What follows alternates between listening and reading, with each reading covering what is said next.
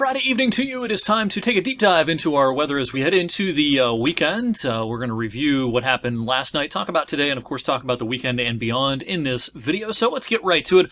Our forecast for yesterday's snow worked out pretty well. Last evening we had some problems on the roads, especially as you traveled south into Columbiana County. I live in the southern part of Columbiana County, and my trip home from work last night got a little bit dicey on Route 11.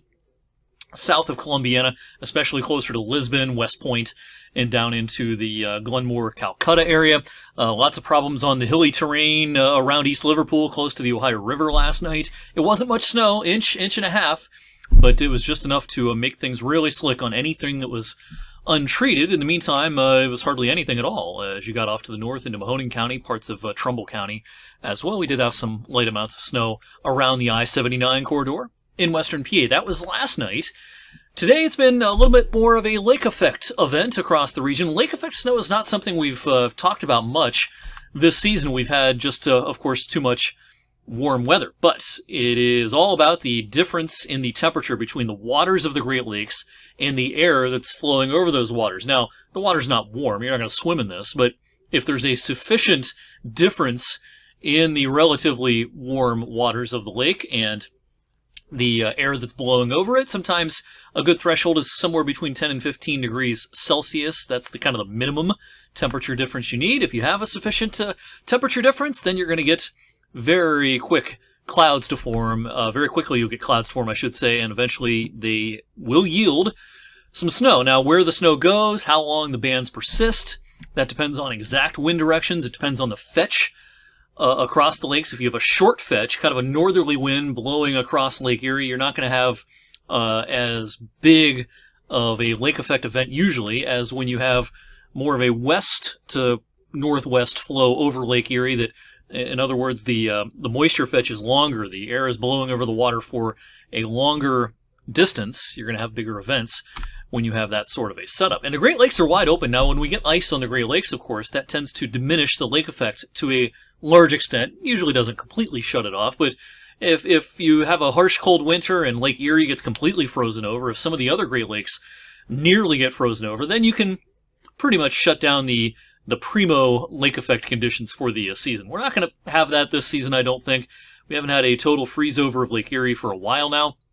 And just in a few of the shallow spots around the Great Lakes do we have any hints of ice. And it's all relatively thin and tenuous at this time. I would expect the ice coverage to grow some over the next couple of weeks. Looks like a seasonable to at times cold pattern, probably taking us all the way through the end of January. All right, lake effect this evening, something we're keeping an eye on. We've had some kind of non-lake effect flurries and snow showers, giving additional candy coatings to parts of our southern counties early this evening. What I've been keeping an eye on is this band that has been pummeling Cleveland and some of the suburbs of Cleveland and over into Geauga County all afternoon. Now, there's pretty high terrain in Geauga County, so a lot of times these bands fall apart some because of that terrain as they try to enter our TV viewing area, specifically Trumbull County, of course. That's been the case all day. We've had some flurries, but the Mondo Lake effect really kind of hits a brick wall almost with some of that higher terrain in Geauga County.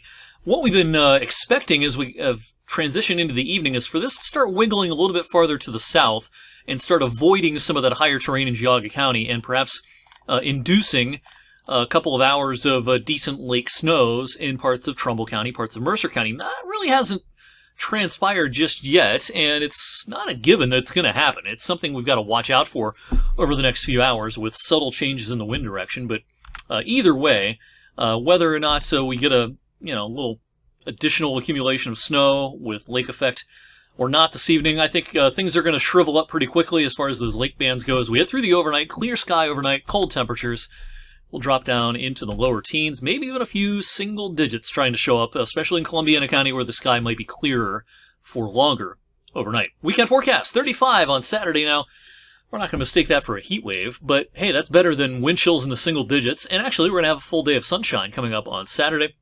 Clouds will thicken up in the evening. Do think rain will push in overnight, and expect a damp day on Sunday. Light rain, drizzle, a couple of showers, a lot of clouds. Not a very nice day on Sunday. The cold returns overnight.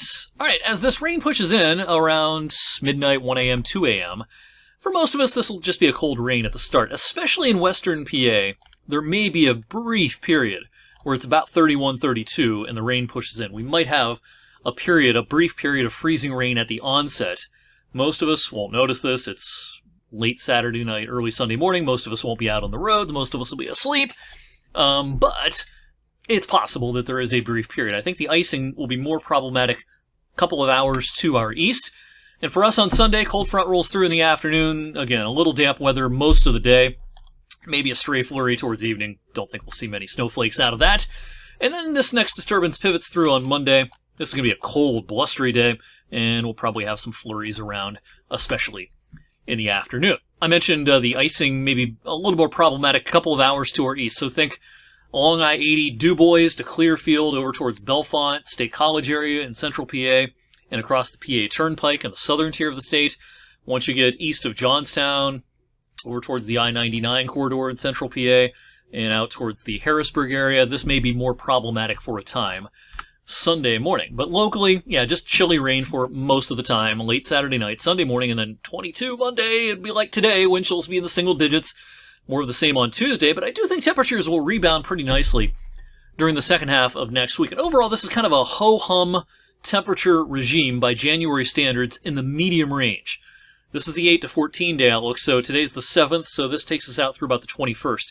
Beyond this period, the models, and some of the models are pretty impressive with what they're showing, but there's a pretty good signal in all the modeling that it's going to be a pretty cold period during the last 10 days, week to 10 days at least, of January. We might see the pattern turning milder at the very end of the month, but say between the 23rd and 28th, somewhere in that time frame, it's on the table that we have a pretty severe cold period. Some of the modeling is pretty impressive at this early stage of the game. Lots of time to figure that out. But in the meantime, nothing real harsh expected in the medium range. I think we'll see a lot of days with highs in the 30s during mid-January. And hey, that's about par for the course. Thanks for watching tonight. Have a great Friday night. Have a great weekend, everyone. I'll see you back here on 21 News at 6 and 11 and Weather for Weather Geeks on Monday.